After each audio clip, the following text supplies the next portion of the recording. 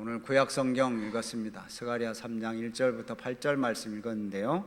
정결케 하시는 하나님의 은혜라는 제목으로 함께 은혜를 나누고자 합니다. 여러분, 참 하나님의 말씀은 늘 살았고 운동력이 있는 줄로 믿으시죠? 오늘 그냥 한 귀로 듣고 한 귀로 흐르는 것이 아니라 이 말씀을 내가 살아내야 되겠다라고 이렇게 다짐을 하시고 잘 들으시기를 바랍니다. 그러면 이제 이 마음속에 와 닿을 수 있을 거예요. 집중하시고, 더군다나 이 구약 스가랴, 여러분 스가랴서는 읽어도 무슨 내용인지 잘 모를 만한 그런 내용들이 많습니다. 오늘 말씀을 잘 들으시고 마음에 담아두시기를 바랍니다. 오늘 스가랴 발음하기도 여러분 쉽지 않죠? 스가랴라고 하는 사람이 기록한 겁니다. 하나님이 선택하시고 또 이 선지자를 통해서 말씀해 주시는 그러한 내용입니다. 이 스가랴라고 하는 사람은 우선 바벨론 포로 당시에 그 포로지에서 출생한 것으로 봅니다. 가문은 제사장 가문입니다. 제사장 가문에서 출생을 해서 그곳에서 이제 하나님께로부터 부르심을 받았어요. 물론 이제 믿음의 조상들로 인해서 믿음의 가문을 따라서 제사장이니까 더욱더 그랬겠죠. 하나님의 부르심을 받고 이제 제1차 포로 귀환 때 함께 귀환해서 이제 성벽도 세우고 성전도 세우는 그런 일을 했습니다. 특별히 성전 건축을 위해서 많이 힘썼던 사람 중에 죄송합니다. 사람 중에 한 분이시죠. 그 동시대에 활동했던 사람이 학개라는 선지자입니다. 이 학개라고 하는 선지자, 그 학개라는 선지자와 같이 활동을 했는데, 이 학개 선지자는 진짜 성전 건축을 위해서 힘썼고, 이 스가랴 선지자는 그래도 성전 건축과 또 영적인 그런 세움, 그런 것들을 위해서 힘썼던 사람입니다. 우선 이 배경을 여러분 보면 뭐 신약 시대가 아닙니다. 구약 시대입니다.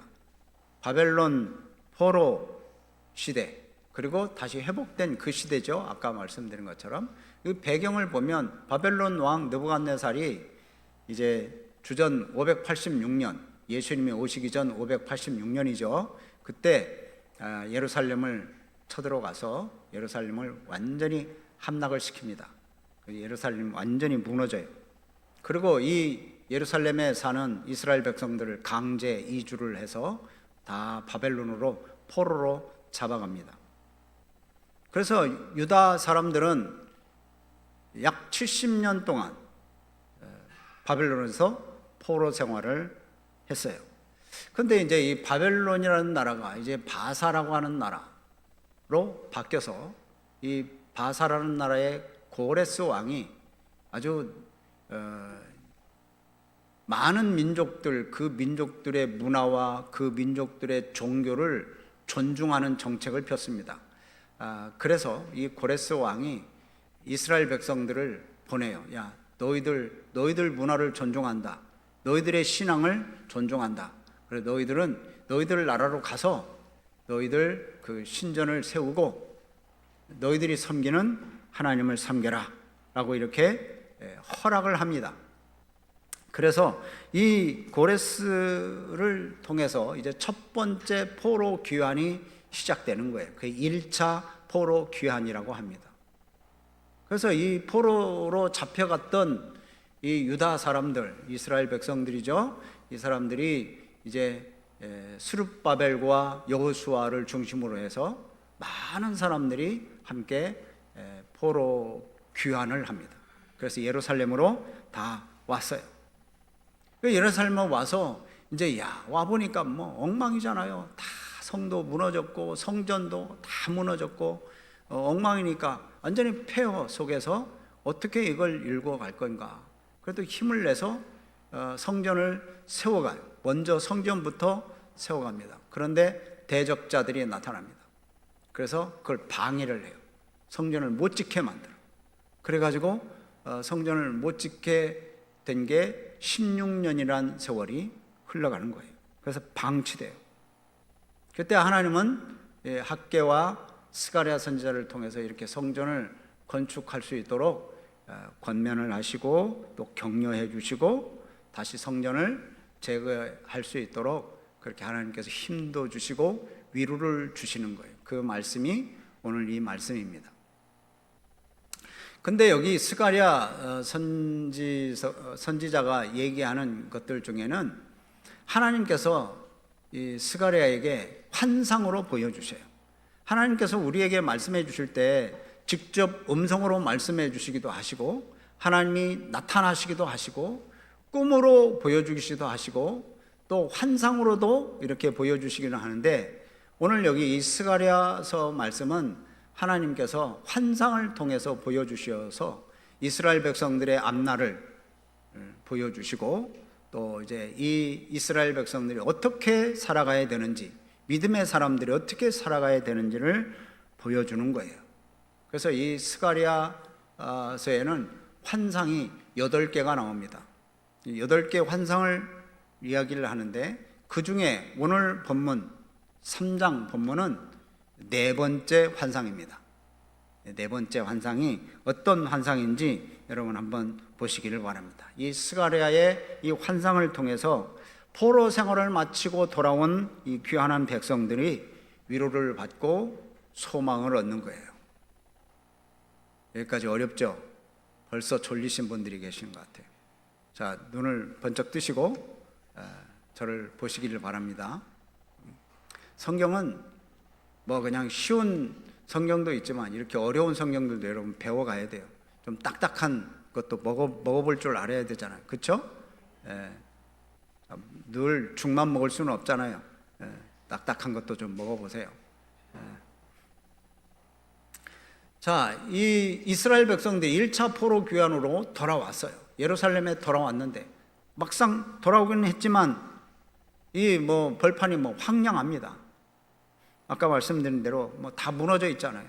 당황스러울 수밖에 없어요. 아마 좌절을 했을 수도 있어요. 그럴 때 하나님께서 스가랴서를 통해서 그들에게 말씀해 주시고 힘이 되어 주시고 위로를 주시는 그런 말씀이 바로 오늘 본문 말씀이에요. 자, 본문은 이제 환상을 봅니다. 이거 1절 보면 끝에 보면 그러죠. 여호와께서 내게 보이시니라. 뭘로 보여주셔요? 환상으로 지금 보여주는 거예요. 그 4번째 지금 환상으로 보여주시는데, 자, 보여주시는 그 광경이 뭐냐? 대제사장 여호수아라고 하는 이 대제사장이 여호와의 천사 앞에 섰고 사탄은 그 오른쪽에 서서 그를 대적하고 있어요. 자꾸 이게 이 여호수아를 고소하는 거예요. 왜냐하면 그 다음 말씀부터 보면 3절 보면 여호수아가 뭘 입고 있어요? 더러운 옷을 입고 있어요. 그러니까 한마디로 말하면 이 죄악된 그런 모습을 갖고 있는 거예요. 그러니까 죄악된 것 때문에 사탄이 옆에서 막 찔러 넣어요. 이 사람은 이런 사람입니다 하고 자꾸 여호수아를 대적하는 그런 겁니다. 더러운 옷을 입고 하나님의 법정에 지금 서 있는 거예요. 그래서 사탄이 옆에서 막 고소를 자꾸 하는 거죠. 대제사장이 더럽혀졌다라고 하는 것은 이 대제사장은 유다 전체를 대표하는 인물입니다. 유다 전체가 지금 이 나라 전체가 다 정결하지 않다라는 것을 보여주고 있어요. 그러니까 사탄이 고발자로 그 옆에 서 있는 거죠. 그래서 사탄이 이렇게 고발할 때 하나님께서 사탄을 책망하십니다. 그 2절 말씀부터 그러죠. 2절 말씀 보면 여호와께서 사탄에게 이르시되 사탄아 여호와께서 너를 뭐하노라? 책망하노라. 책망하노라를 2번이나 말씀해요. 너를 책망한다. 왜? 자꾸 이렇게 이 더러운 옷을 입은 대제사장 여호수아를 자꾸 고발하고 그러니까 하나님께서 책망을 하는 거예요. 사탄에게. 그러면서 하는 얘기는 이 여호수아는 무엇과 같다? 이는 불에서 꺼낸 거슬린 나무가 아니냐. 불에서 꺼낸 거슬린 나무, 이런 건 다 타가지고 제로에서 푸석하는 게 아니라 지금 다 타지는 않았어요. 그렇죠? 불에 타서 거슬린 나무. 지금 그 옛날 뭐 부지깽이 여러분 그 아시죠? 부지깽이 같은 그런 거예요. 그래서 이제 야, 사탄한테 얘기하는 거예요. 너를 책망한다. 왜? 지금 여기 여호수아라고 하는 이 대제사장 여호수아는 야, 지금 시커멓게 끌린 그런 나무를 갖다가 너는 왜 이렇게 자꾸 고소를 하냐 하는 그런 거예요. 그런 하나님의 말씀은 이 유다에 대한 하나님의 그 사랑을 보여주는 거죠. 사실 유다가 어떤 나라입니까? 유다는 하나님의 말씀대로 살지 않아서 하나님을 떠났기 때문에 그 나라가 멸망당하고 그리고 이들이 포로로 잡혀갔었던 거예요. 뭐 그 사람들이 신앙생활 잘했는데 멸망당한 게 아니에요. 신앙생활을 잘 안 했기 때문에, 하나님을 떠났기 때문에 멸망당했어요. 그래서 하나님은 이 타락한 이스라엘을 징계하기 위해서 바벨론을 들어서 사용을 하셨죠. 그래서 이 남유다 이 민족을 불에 던진 것과 같은 그런 아주 혹독한 심판을 받았습니다. 그러니까 이 이스라엘 백성들 얼마나 괴로웠겠어요. 불에 거슬린 것처럼, 그런 막대기처럼 그렇게 이제 비참한 거죠. 인생이 비참해요. 뭐 자기가 죄를 졌으니까 그 죄값을 담당하는 것은 아주 마땅하다라고 이렇게 생각할 수도 있지만 하나님은 그렇지 않으세요. 하나님은 그 이스라엘을 얼마나 사랑하셨습니까? 그 이스라엘 사랑하셔서 그를 품으시고 그를 인도하시고 이렇게 가나안 땅까지 인도하시는 그런 하나님이시잖아요. 그건 이제 신약이지만 하나님께서는 그 이스라엘을 그냥 포로 생활로 방치하지 않으셨습니다. 그래서 정하신 때가 되셔서 이렇게 건져내신 거예요. 그래서 불에 거슬린 나무 막대기 같은 이 이스라엘을 건져내신 거예요. 얼마나 비참한. 그런데 이 더럽다고 사탄은 자꾸 이 여호수아를 고소하는 거예요. 하나님은 이스라엘 백성들을 사랑하시기 때문에 이스라엘 백성들이 그렇게 아픔을 겪고 고통을 겪는 거, 물론 죄값으로 하나님께서 그렇게 형벌을 내리셨지만 그 이스라엘 백성들을 보면 정말 마음이 아픈 거예요. 한마디로 말하면 아픈 손가락이에요. 손가락을 깨물어서 안 아픈 손가락이 어디 있어요? 그래서 이제 이 이스라엘 백성은 정말 아픈 손가락이에요. 그래서 하나님이 그를 그냥 놔두지 않아요.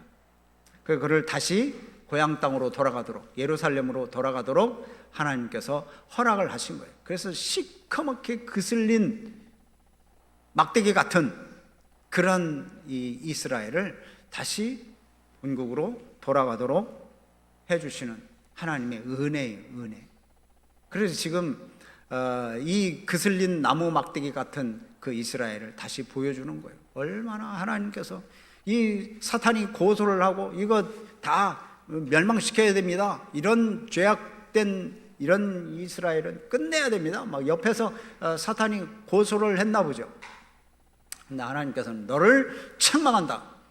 이 아이들이 얼마나 불쌍하냐. 지금 이렇게 거슬린 나무 막대기 같은 얼마나 고생했냐. 그래서 하나님은 이 유다를 사랑하시는 거예요. 여러분, 그 사랑이 바로 이 유다 백성들에게만 있습니까? 저와 여러분들에게도 있잖아요. 하나님은 우리를 사랑하셔. 우리가 세상에서 살다가 참 많은 괴로움을 당하고 어려움 속에 있고 상처도 받고 신앙생활 한다고 믿음으로 산다고 그렇게 꿋꿋하게 서 있는데 사람들이 비난하고 멸시하고 그러면 여러분 얼마나 아픔이 있어요. 사탄이 아무리 옆에서 고발을 해도 하나님은 우리를 딱 보시고 야, 내가 사랑하는 자녀들이야, 까불지 마. 그러면서 하나님께서 다 우리를 안아주시는 거예요. 그러니까 우리는 여전히 연약해 있습니다. 여전히 죄 가운데 살아갑니다. 그러나 하나님은 우리를 포기하지 않으세요. 그래서 정결하게 하시고 또 우리를 회복시켜 주시는 그런 하나님이십니다. 우리를 향한 하나님의 은혜, 그 그치지 않는 하나님의 사랑을 여러분 신뢰하시고 믿고 주님을 바라보시면서 믿음으로 살아가시기를 바랍니다.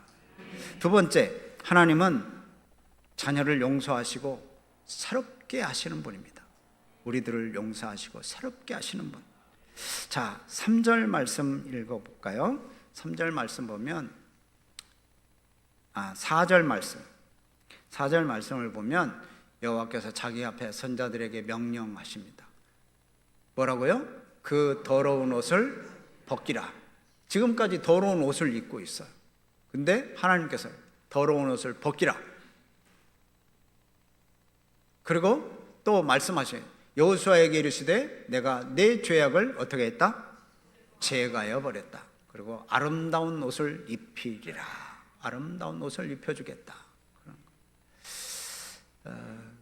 여러분, 이 여호수아는 아까 이스라엘을 대표하는 인물로 제가 말씀드렸죠. 자, 이스라엘의 그 더러운 옷을 다 벗기라. 그 과거에 죄로 인해서 나라가 멸망하고 또 성전이 파괴되고 바벨론으로 포로로 끌려간 이 심판받고 징계받은 이 이스라엘 백성들을, 유다 이 민족을 하나님은 용서해 주시는 거예요. 그래서 더러운 옷을 다 벗깁니다. 그리고 어떻게 해요? 아름다운 옷을 입혀요. 5절 보면 정결한 관을 씌워주십니다. 그냥 단순히 겉모습의 변화가 아니에요. 죄를 사해 주시고 영적인 회복을 시켜주시는 하나님의 놀라운 은혜입니다. 그래서 하나님은 그들을 위해서 막 심판을 내리고 형벌을 내렸지만 이제 그 심판과 형벌은 다 끝난 거예요. 하나님과의 관계가 이제 회복되는 거예요. 회복돼. 그래서 아름다운 옷을 입혀주죠. 죄가 없는 것은 아닙니다. 그러나 없는 것처럼 우리 하나님께서 다 치워버리십니다. 사람의 힘으로는 이 일은 불가능해요. 우리의 죄를 우리의 스스로의 능력으로 죄를 없이 한다? 이건 전혀 불가능합니다. 성경에 기록되어 있죠. 모든 사람이 죄를 범하였으면 하나님의 영광을 이룰 수 있는 사람이 하나도 없습니다. 죄값은 사망입니다. 그러니까 우리는 우리의 힘으로는 이 죄를 벗어버릴 수가 없어요. 그래서 하나님께서 직접 그 죄를, 우리의 죄를 깨끗하게 하십니다. 누구를 통해서? 예수 그리스도를 통해서 우리의 죄를 깨끗하게 하셔요. 죄인 된 우리는 그래서 스스로 의롭게 될 수 없는데 우리 하나님이 예수 그리스도의 그 흘린 피로 우리를 의롭다 여기시는 거예요. 왜? 우리가 예수님이 나를 위해서 죄값을 치러주셨다는 사실을 믿기 때문에. 여러분, 이게 중요한 거예요. 나는 영원히 죽어야 마땅한데 하나님께서 나를 사랑하셔서 예수님을 통해서 우리의 죄값을 다 치러주신 거예요. 여러분, 그리스도인, 예수 믿는 사람들은 우리가 완전해서 구원받은 거 아닙니다. 죄로 인해서 우리는 다 죽어야 마땅한데 예수님의 그 십자가 공로로 우리는 불구덩이를 피하게 된 거예요. 그래서 죄로 인한 상처를 치유받고 또 하나님의 선택받은 그런 백성으로 우리가 살아갈 수 있는 거예요. 단지 하나님께서 우리의 죄를 지워주신 거예요. 근데 하나님은 우리를 죄를 지워주신 데서 멈춘 게 아니라 우리를 존귀하게 또는 새로운 존재로 우리를 다시 회복시켜 주신 거예요.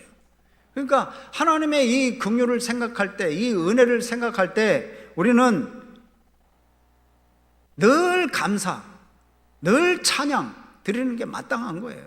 여러분, 이 찬송을 드릴 때, 그래서 우리가 예배 드릴 때도, 찬송 드릴 때도 하나님 앞에 막 기쁨으로 찬송을 드리는 거예요. 놀랍다 주님의 큰 은혜, 우리의 죄를 속하시려 십자가 위에서 죽으셨네. 그 찬양을 여러분 드릴 때 여러분 이 목소리가 놀랍다 주님의 그 은혜. 여러분, 이건 아니에요. 구원받은 백성이라면 하나님의 은혜, 전적으로 내가 할 수 없는 일을 하나님이 해주신 그 어마어마한 일을 우리에게 베풀어 주신 그 사랑을 생각한다면 여러분, 우리는 목청껏 찬양해도 부족할 뿐이에요. 아침 안 먹고 와도 막 그냥 찬양하는 거예요.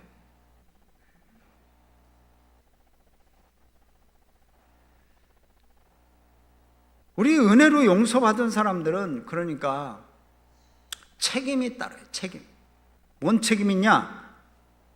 하나님의 형상대로 지음받은 모든 사람들을 사랑해야 돼요. 한마디로 말하면 이웃을 사랑해야 됩니다. 내가 용서함 받았고 내가 하나님의 은혜로 거듭난 자가 되었는데 나만 그랬습니까? 여러분, 여기 자리에 앉아있는 모든 사람들이 다 하나님의 은혜로 다 구원받은 사람들입니다. 그러면 우리가 다 서로 하나님의 사랑을 받는 사람들이기 때문에, 또 사랑을 받은 사람들이기 때문에 우리가 서로 사랑하는 것이 마땅한 거예요. 그리고 또 서로가 잘못한 것들, 그런 것도 서로 용서해 주는 것, 이런 것 당연한 겁니다. 하나님께서 우리에게 더러운 옷을 벗겨주시고 구원의 옷을 입혀주셨는데 이 구원의 옷이 더럽혀지지 않도록 거룩하게, 정결하게, 깨끗하게 살아가는 게 이게 믿는 사람들의 바른 모습이에요. 그러니까 예수 믿는다고 하는 것은 바로 하나님의 전적인 은혜를 아는 거예요. 여기 여호수아의 그 더러운 옷을 벗기고 또 아름다운 옷을 입혀주는 것은 바로 우리들에게 그렇게 하신 거예요. 우리들에게. 지금 신약시대에 사는 우리들에게도 하는 거예요. 그런 것을 안다면 나 자신을 바라보는 그런 시선, 또 나 자신을 바라보는 그런 방식도 바뀌어요. 그래서 내가 하나님의 사랑을 깊이 알고 싶다, 또 하나님의 기쁨이 되는 살고 싶다 하는 그런 이 열망이 내 안에서 막 솟구치게 되는 거예요. 하나님이 기뻐하시는 게 뭘까? 나를 그렇게 사랑해 주셔서 나를 구원해 주셨는데 하나님이 기뻐하시는 일을 내가 해야 되지 않겠나? 그래서 이 속에 이 내면의 열망이 자꾸 생기는 거예요. 그래서 그 사랑에 합당한 말을 하게 되고 그 하나님의 그 사랑에 합당한 행동을 하고 싶은 열망이 막 나오는 거예요. 하나님이 나를 얼마나 귀하게 여기시는지 알 때 나도 다른 사람들이 귀하다는 것을 알게 돼요. 그래서 다른 사람들을 귀하게 여기는 거예요. 그러니까 우리는 예수 믿는다고 하면 이제 생각이 바뀌고 가치관이 바뀌고 삶이 바뀌어야 돼요. 삶이 그대로 있으면서 말로만 예수 믿고 말로만 사랑하고 그게 아니라는 거예요. 삶이 바뀌어야 돼요. 그 바뀌려면 어떻게 돼요? 옛 모습은 없어져야 돼요. 옛 모습 없고 우리 하나님께서 주시는 새 옷을 입고 아름다운 옷을 입고 우리는 거룩하게 정결하게 살아가야 되는 거예요. 마지막으로 하나님은 우리 정결하게 된 사람들, 그러니까 우리 더러운 옷을 벗기고 새로운 옷을 입히잖아요. 아름다운 옷을 입은 이 정결한 자에게 사명을 다시 주십니다. 자, 7절 말씀을 한번 읽어봅니다. 7절 시작. 만군의 여호와의 말씀에 네가 만일 내 도를 행하며 내 규례를 지키면 네가 내 집을 다스릴 것이요 지킬 것이며 내가 또 너로 여기 섰는 자들 가운데 왕래하게 하리라. 아멘. 자, 만군의 여호와의 말씀에 네가 만일 내 도를 행하며 내 규례를 지키면, 이제 예루살렘으로 돌아왔어요. 이 사람들이 포로 생활을 마치고 돌아와서 예루살렘이 이제 다시 세워지고 성전도 세워지고 하면 이 지금 여호수아가 어떤 사람이에요? 어떤 사람이라고요? 대제사장이잖아요. 대제사장이 이제 할 일은 뭐예요? 성전에서 제사 드리는 거예요. 하나님 하나님과 백성들의 관계를 이제 다시 연결하는 거죠. 그래서 여기 보면 이제 예루살렘이 완성돼서 성전이 지어진 후에 대제사장이 해야 될 일을 합니다. 내 도를 행하며 내 규례를 지키면 내 집을 다스릴 것이다. 내 집이 어디예요? 성전이고 또 이스라엘 나라입니다. 내 뜰을 지킬 것이다. 성전을 지키는 거예요. 그리고 또 너로 여기 섰는 자들 가운데 왕래하기라. 서로 교통할 수 있게 되는 거예요. 그러니까 단순히 개인적으로만 회복되는 게 아니라 민족 공동체, 신앙 공동체가 사명으로 회복되는 거예요. 그래서 이제 여호수아와 그와 함께 한 사람들을 뭐라고 부르냐면 8절 말씀 보세요. 자, 8절 대제사장 여호수아야, 너와 네 앞에 앉은 내 동료들은 내 말을 들을 것이니라. 이들은 뭐의 사람들? 예표의 사람들이라는 게 뭡니까? 예표의 사람들. 예표, 뭔가를 미리 보여준 거예요. 장차 될 일을 보여주는 상징적인 인물들이 되는 거예요. 예표의 사람들이라.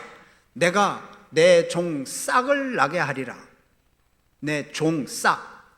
이것은 이제 구약에서 말씀하는 예수 그리스도를 상징하는 겁니다. 그래서 이제 스가랴가 이 예수 그리스도를 예표하는 그런 말들을 많이 만들어요. 많이 나와요. 내 종 싹, 또 나귀 새끼를 타고 입성하는 그런 예수님의 그 모습을 또 이제 예언하기도 합니다. 그 내 종 싹이라고 하는 것은 누구예요? 바로 예수 그리스도, 장차 오실 예수 그리스도예요. 예수 그리스도 오시기 전에 지금 이 스가랴가 활동했었으니까 예수님 오기 전에 이 말씀을 하시는 거예요. 하나님이 예표적인 인물들을 통해서 그리스도의 그 구속 사역을 보여주시겠다고 하는 그런 예언적인 그런 말씀이에요. 그러니까 이 예표의 사람들은 삶으로 보여주는 거예요. 말로 보여주는 거예요. 뭐를 보여줘요? 한 싹이 나올 것을 보여주는 거예요. 그게 바로 예수님이 오실 거라는 사실을 보여주는 사람들, 예표의 사람들이 바로 이 여호수아와 함께 있는 그 동료 제사장들이에요. 자, 이 사람들은 그러면 이 현재 시점에 살아가는 우리들에게 있어서 이 사람들이 누굴까요? 바로 우리들이에요. 바로 우리들. 자, 바로 그때는 여호수아와 제사장들이었는데, 자, 한번 베드로전서 2장 9절 말씀을 읽어볼까요? 우리들 잘 아는 말씀인데, 한번 보세요. 없어요? 네. 자, 시작. 그러나 너희는 택하신 족속이요 왕 같은 제사장이요 거룩한 나라요 그의 소유가 된 백성이니 이는 너희를 어두운 데서 불러내어 그의 기이한 빛에 들어가게 하신 이의 아름다운 덕을 선포하게 하려 하심이라. 아멘. 그 여호수아와 함께 있던 제사장들이 예표의 사람들인데 신약에 보면 우리들을 보고 제사장이라고 그래요. 너희는 택하신 족속이요 왕 같은 제사장들이에요. 우리가 제사장들이에요. 우리가 예표의 사람들이 돼야 되는 거예요. 네? 뭔가를 보여줘야 돼. 뭐가 그게 뭐예요? 예수님에 대해서 보여줘야 돼, 삶으로. 그래서 여기 보면 마지막 붉은 글씨로 되어 있는 거예요. 너희를 그의 기이한 빛에 들어가게 하시니 아름다운 덕, 하나님의 그 사랑, 하나님의 은혜를 우리의 삶으로 보여주라는 거예요. 선포하게 하려고 우리를 부르셨다는 거예요. 그러니까 신약시대에 살고 있는 우리들이 바로 예표의 사람들입니다. 자, 예표의 사람들이 되려면 그럼 어떻게 해야 돼요? 예수님을 닮아가야 되잖아요. 예수님을 닮아가야 됩니다. 예수님을 닮는 것은 여러분 하나님의 도우심이 없이는 우리의 힘으로는 안 돼요. 어려워요. 여러분, 나를 통해서 예수님이 드러나시기를 바란다면 여러분, 겸손히 나의 한계를 인정해야 돼요. 막 내 능력으로, 내 고집으로 막 밀어붙이고 막 그냥 내 말대로만 돼야 된다고 그렇게 밀어붙이는 게 아니에요. 매 순간 하나님의 그 인도하심을, 하나님의 은혜를 의지해야 됩니다. 그게 뭐예요? 가정에서도 그렇게 살아야 돼요. 직장에서, 회장에서도, 회사에서 그렇게 살아야 되는 거예요. 가정에서도 하나님의 사랑으로 가족을 잘 섬기는 거예요. 또 직장이나 학교에서도 하나님께서 주시는 힘으로 정직하게, 지혜롭게, 성실하게 맡은 일을 잘 감당하는 거예요. 또 갈등을 만나고 시험을 만날 때 어떻게 됩니까? 하나님의 인도하심을 따라서 화해하고 용서하고 또 실천해야 돼요. 그게 일상에서 그리스도의 모습을 드러내는 예표의 사람들의 모습인 거예요.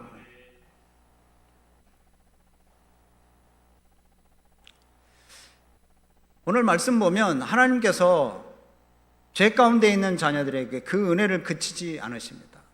그래서 그를 불쌍히 여기시오. 야, 불에 그슬린 나무 막대기 같은 존재 불쌍히 여기셔요. 그래서 사단이 아무리 고소해도 카트해버리잖아요. 저렇게 불쌍한 이스라엘 백성들, 내가 사랑하는 백성들이다, 얼마나 고생했니? 그러면서 이제 품어주시는 거죠. 그리고 더러운 옷을 벗기고 아름다운 옷을 입히시고 다시 사명을 허락해 주십니다. 네가 하나님의 도를 지키고 하나님의 명령을 따라 살아가면 내가 너와 함께 하겠다, 너를 돕겠다, 너와 함께 역사하겠다, 그렇게 말씀해 주시잖아요. 죄는 우리를 끊임없이 유혹합니다. 끊임없이 넘어뜨리려고 합니다. 그러나 하나님의 사랑은 그 죄보다도 더 강력하게 우리를 붙잡고 우리를 인도하고 우리를 지켜주시는 거예요. 하나님이 우리를 택하셨습니다. 내가 하나님을 택한 게 아니라 하나님이 우리를 택하고 하나님이 우리를 죄에서 깨끗하게 해주셨고 의의 옷을 입혀주셨습니다. 그리고 사명을 또 감당하도록 우리에게 사명을 주신 거예요. 우리가 이제 정결함을 입었으니까, 깨끗함을 입었으니까, 아름다운 옷을 입었으니까 이제는 삶의 자리에서 하나님께서 맡겨주신 그 자리를 충실하게 감당해야 됩니다. 직장에서, 가정에서 복음 전하기를 힘써야 되는 거예요. 여러분, 우리가 교회 안에서만 이 신앙생활 하는 게 아니라 진짜 신앙생활은 교회 밖에서의 생활이에요. 말과 행동을 조심하는 거예요. 그래서 예수 안 믿는 사람들이 예수 믿는 사람 보고 정말 감동할 수 있도록, 그럼 그렇게 살아야 이게 전도가 되는 거 아니에요? 그래서 우리는 복음 전함으로 이 깨진 세상을 하나님께로 다시금 연결시켜야 돼요. 그게 사명이 우리에게 있습니다. 오늘 말씀을 마칩니다. 하나님은 더럽고 비천한 우리 죄인들을 하나님께서 거룩하고 존귀한 존재로 완전히 변화시켜 주셨습니다. 그게 바로 예수 그리스도를 통해서 죄를 사해 주시고 또 우리를 그리스도 안에서 새로운 피조물로 만들어 주셨어요. 그런즉 누구든지 그리스도 안에 있으면 새로운 피조물이라. 이전 것은 지나갔으니 보라, 뭐가 되었다? 새 것이 되었노라. 할렐루야, 아멘. 그리스도 안에 있으면 새로운 피조물입니다. 여러분, 우리가 새로운 피조물답게 살아가야 됩니다. 그래서 성도는 주의 사랑을, 그의 거룩하심을, 또 그의 위로하심을 삶으로 나타내야 되는 거예요. 삶으로 살아내는 게 이게 그리스도인입니다. 그래서 하나님 앞에 마땅히 말씀에 순종으로 반응하고 또 하나님의 말씀을 지키고 믿음으로 살아가서 정말 복음을 전하고 사랑을 실천하는 우리 성도들이 되시기를 주의 이름으로 축복합니다.